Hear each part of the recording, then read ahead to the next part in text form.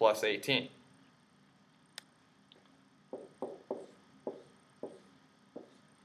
Okay. Now let's look at our second problem. We have n squared minus 6n plus 8.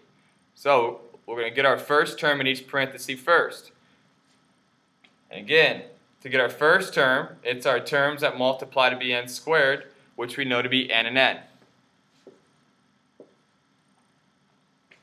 Now, to get our other two terms, we need numbers that multiply to be 8, but then add to be negative 6. So let's look at the factors of 8. We have 1 and 8, and we have 2 and 4. We're trying to find the factors that will add to be negative 6. Well, if we look at our factors, we know 1 and 8 will add to 9, and 2 and 4 will add to 6. So that's 2 and 4 is the pair we're going to work with. Now notice that we want to add to be negative 6. So in order to add to negative 6, we'd have to make both these terms negative. So instead of being a positive 2 and a positive 4, our answer is going to be negative 2 and negative 4.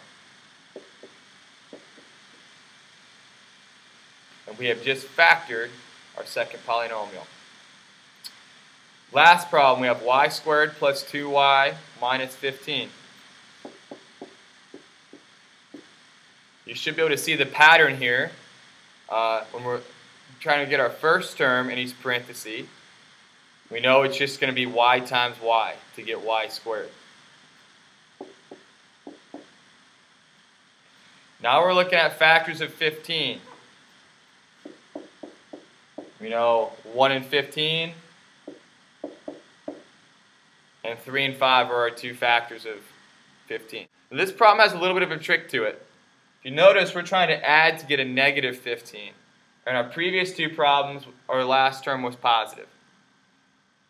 When your last term is negative, that means that one of our factors has to be negative. So we're trying to get to be negative, or excuse me, we're trying to get to be positive 2y.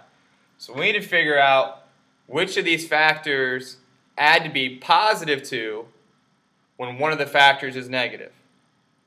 So let's look at the number of possibilities. Let's look at 1 and 15. Let's say we had negative 1 and 15. Well, that's going to add to be a positive 14, so that doesn't work. Okay, let's say we had 1 and negative 15. Well, that's going to add to be a negative 14, so that's also not going to work. So let's look at 3 and 5.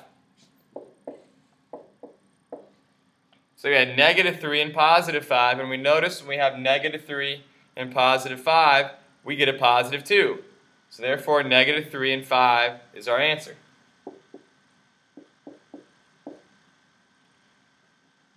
And we have just factored the last one.